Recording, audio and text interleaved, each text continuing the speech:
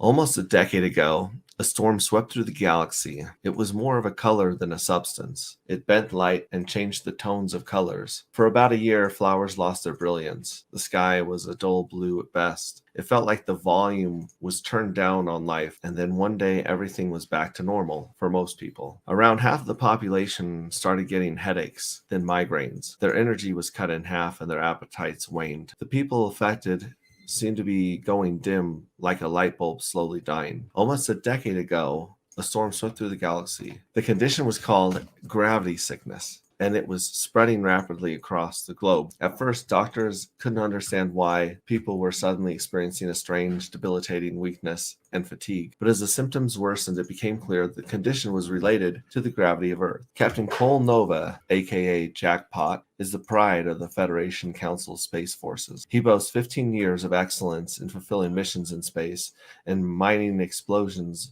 on Mercury to making emergency repairs on stations in the rings of Jupiter, narrowly escaping the most dangerous and harrowing situations time after time. And yet, after nearly his entire crew was lost on his last trip to Saturn, he's fallen on hard times. Destiny does not let her heroes rest for long. Chapter 1.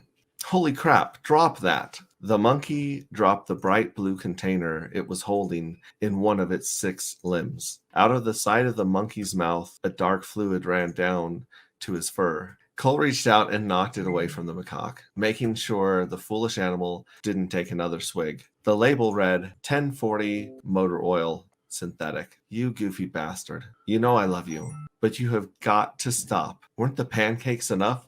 The human and the monkey regarded each other. In the background, a news anchor's face filled a computer monitor, and her voice filled the silence between them.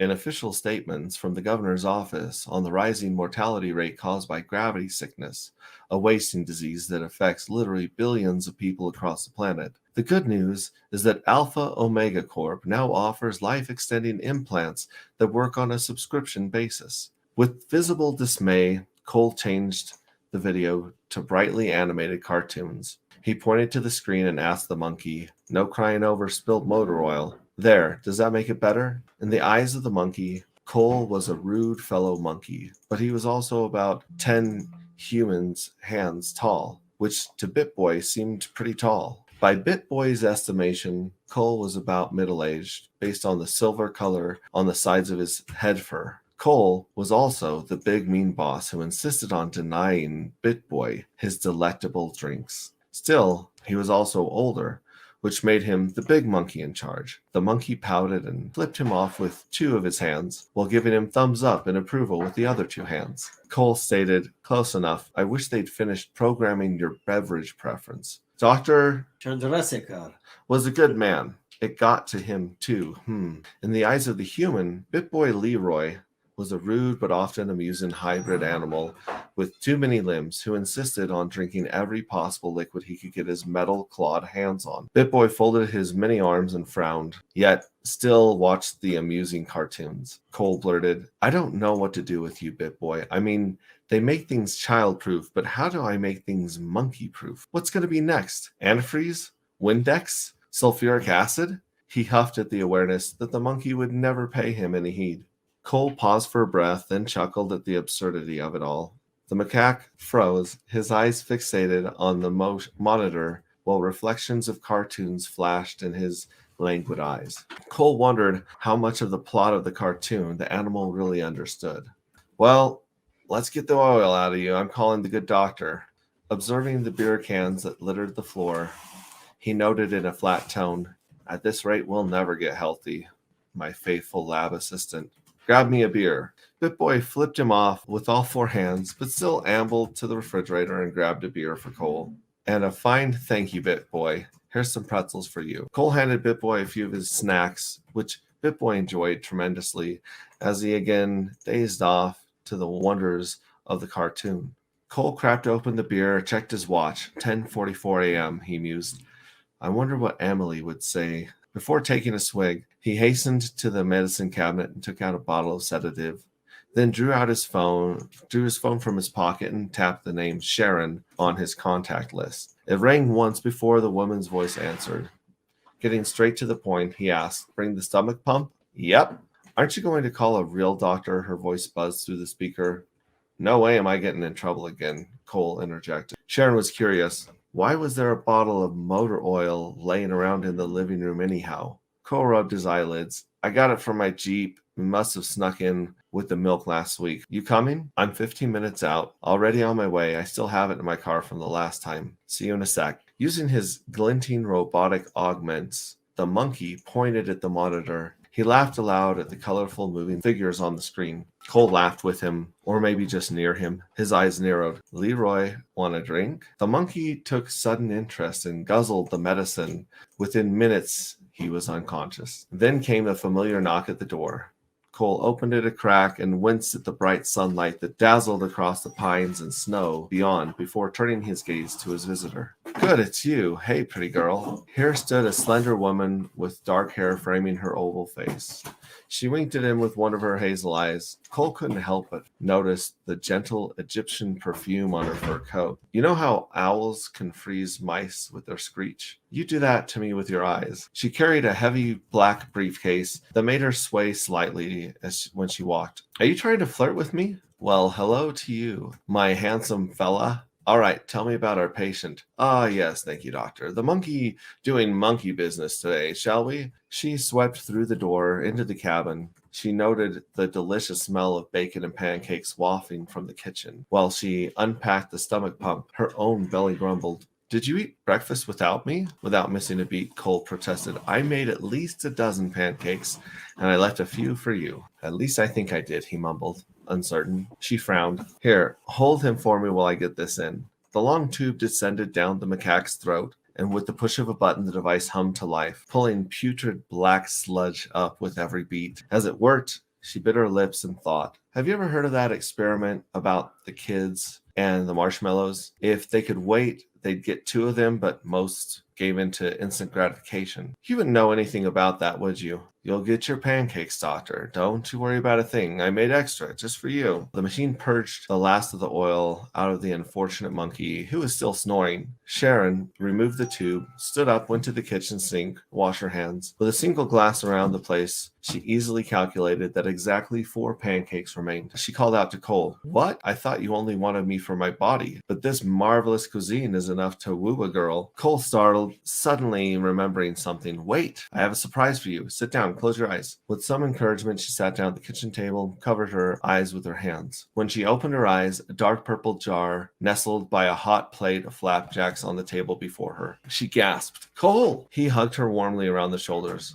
I remembered. I got this at the farmer's market, the last blackberry preserves they had. Sharon held his arm tightly around her chest. I can't believe you remembered. Amazing. Quick, open it for me. Cole opened the jar for her with a satisfying pop. She grabbed her butter knife and spread the ample jam all over the top of buttery pancakes. Aren't you going to join me? Cole got up and pulled ingredients from the shelves, dropped butter into the skillet, and turned on the stove. He grabbed a mixing bowl and poured flour and milk into them, and then stirred them with a whisk. He's gonna need something when he comes to. Sharon chastised him. Psst, let the ape wait. Come eat with me. Cole continued cooking. He glanced back at Bit Boy Leroy and corrected Sharon. You know he's a monkey, not an ape. She rolled her eyes. It's an abomination. Have you ever seen a primate with 6 limbs, with metal claws, that drinks diesel? That thing is disgusting.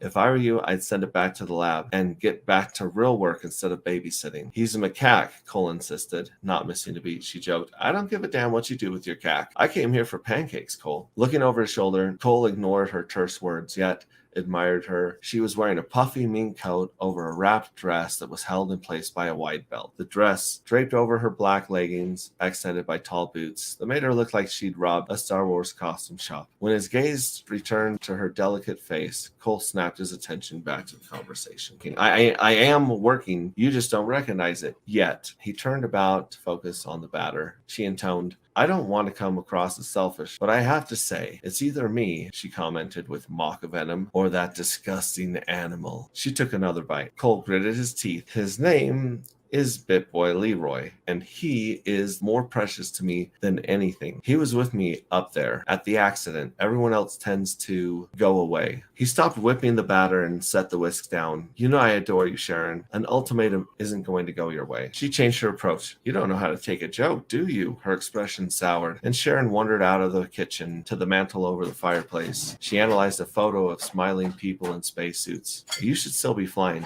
Jackpot. Cole began to furiously mix the batter. I'm not going back to Saturn. I'm not flying again. I can't. She poked her head through into the kitchen, raised an eyebrow as if to point at the mixing bowl. You're taking too long. Cole furrowed his brow and developed a wry smile. Didn't the great poet once write, tell me the name of a flower or love, made more lovely by forcing it wide as a bud, or the splendor of a star wrenched from heavens above. He was relieved that the poetry had the intended effect of making her laugh. I think he wrote that, she teased. Cole rested on the door jamb of the kitchen, his elbow raised over his crown, with one hand supporting his head. He carefully slowed down his speech, picking each word with care. I think I know what this is really about, Sharon. I don't want to open any wounds. You know, this little guy's like a child to me. I can't lose him too. The moments passed. Sharon set the plate down on the kitchen table and raised her cold eyes. At first, her cold eyes watered. Her cheeks went red. Her condescending attitude disappeared entirely. She went to the sink, touching the empty plates with crumbs still on them, distracting herself from the hot tears pouring down her cheeks. You son of a bitch, Cole. You still have a sister. You still have family. Cole turned around and tried to console her, putting his arms around her torso. He peppered her forehead with kisses. Sharon gazed up at him. Did you know she's sick? Cole's face fell. Yes, I knew. The physicians say she has another year or two, but yeah, she has it. She gathered herself and implored him. You should be spending more time with your family, or you can sit up here and keep monkeying around, I guess. Cole stood helpless. The butter sizzled in the skillet without batter. Sharon grasped the sides of her head and strode out into the living room. I lost a child already to it, but at least I'm moving forward. Bad things happen. Life goes on, Cole. She flopped onto the couch, facing away from him. Cole said nothing, but he turned off the stove. In the living room, Bitboy Leroy stirred and returned his attention to his cartoons, oblivious to the woman's eyes that were now boring into the back of his skull. After a deep breath, Sharon spoke again. I got another letter from you. It's from the council. Although his mind had been on the monkey and on the pancakes and on the metric volume of fuel needed to go to Saturn and literally anything else, Cole fixated on what she just said. Wait. Did you open it? He asks. And burn my apartment down when it self-destructs? No thanks. Well, what do you think it is? He insisted, sitting on the couch beside her. Sharon cast her gaze around the log cabin, the mounds of dirty laundry, empty cans of food on the floor. Probably that the council wants to see you immediately. I guess you'll have to come out of hiding, Mr. Nova. His countenance turned defensive. I'm not in hiding. I'm living my life without the council, and they can say or do whatever they want. It's been 5 years, Sharon. 5 years, and they think they can put a leash on me and run me around like a dog, do they? I can't put another crew at risk. His voice trailed off, his eyes puffed up, red around the edges. The heat of his pain emanated off of him in waves. Sharon offered, I don't know if I should feel like I'm in danger or if I should feel satisfied. What do you mean? Cole asked. She blinked and commented, that's the first real emotion I've seen out of you in months. She pulled something out of her mauve coat's inner pocket, a yellow, standard-size envelope. She got up from the couch and slapped it to Cole's chest, though she did not actually hand it to him. Instead, she withdrew it, holding it hostage. Tell me you're ready, she demanded. The monkey turned around expectantly at Cole, and Cole stared back into the animal's eyes. He noticed how the metal implements in Leroy's arms twined around the muscles in such an unnatural way. He felt that the macaque also felt sympathy for the man, and he felt an instant compassion for the unlucky beast. There was still motor oil on Leroy's cheeks. Cole's mind reeled as he wondered what was in the envelope. Enough with the theatrics, Sharon. You're one to talk. His mind ran off to consider running his race car off the track. Maybe he would enroll in an auto derby. Maybe he'd die and be free from all this. No more bills to pay, no more nightmares, just... He snorted. Fine, hand it to me. With evident resentment, she extended the envelope. to him across the vast expanse that separated her from him on the sofa, holding the envelope in her fingertips as though it contained a plague. He snatched it. The yellow envelope was in his right hand. Now his finger ran across the smooth edge. He cast a glance at Sharon and shrugged with a bitter smile. I guess I'll have to call the pit crew about canceling the big race. Her eyes glowed darkly, and she sensed what could be interpreted as either disappointment or anticipation. He commented, Sharon, you're impossible to read. She snapped at him, either in eagerness or in anger. Just read the letter. He delicately pulled crisp white papers from the envelope. In the upper left-hand corner, the unmistakable stamp of the council's insignia was emblazoned over a return address in Texas. Cole felt a shudder along his spinal column as his guts wrenched at whatever he might read next. The words on the page seemed to disappear as memories overtook his imagination. Even his constant trickle of self-medication was not enough to bury them, as the council's mark broke them free with the power of a crowbar. Sharon asked, Is everything all? But he was already gone. Overwhelmed by visions, he saw the broken helmet of De La Cruz and the ruptured suit of Corporal Spencer spraying gas into the emptiness of space and sending him hurtling untethered into endless nothing. He watched Corporal Davis cooked alive in his own suit, but was still shaken from his dark reverie with Sharon's tense voice. What does it say? She asked. He had to take a moment and breathe to get the ringing out of his ears. She rested her head on her hand, with her arm resting on the back of the sofa. Another daydream? No, I'm fine. His eyes proceeded down the page, and he read each line out loud, tracing characters with a shaking index finger. From the desk of Federation Chancellor Jeffrey T. Staker, Mr. Colnova, your assistance is required by the Federal Council. The Council has taken into full consideration many factors before making our decision. We are in possession of a copy of a paper with your signature, which legally waives your various rights as a United States citizen on September 12, 2021. As part of your agreement to join the Stellar Council forces, your duty to the Council is ongoing. It is with supreme displeasure, Mr. Jameson or Nova, that we report to you the dire nature of the ongoing condition of humanity suffering under gravitosis or gravity sickness. Our committee finds you to be uniquely qualified as fit for service to the task of returning to Saturn to harvest more dark matter, which our experts have determined cures and prevents gravitosis. Pack your things, Mr. Nova. An escort will fetch you and your animal assistant shortly to bring you to the Federation Space Council headquarters. You are already under our watchful eye. We need the old Cole Nova back. The world is depending on you. Federation Chancellor Jeffrey T. Staker. P.S. This letter will self-destruct in 3 minutes. Please place it in a fireproof container before it ignites. Cole crumpled the letter, threw it into a still garbage pail as it began to heat up and smoke. Sharon, I need to see Emily before I go, and I need to load up my bag for me and Leroy. She inquired, Did you just say cures gravitosis? So now you'll do it? You'll go? Do we finally get to see the old Cole Nova? With a slight smirk, Cole commented, Who? The pride and joy of the Federal Council Space Forces? The space cowboy codenamed Jackpot? I never left. His phone vibrated with a new message. Outside. You have 30 minutes to be ready. He scowled. Dang it, the bastards, I need more time. In the same breath, he reeled. Cures it.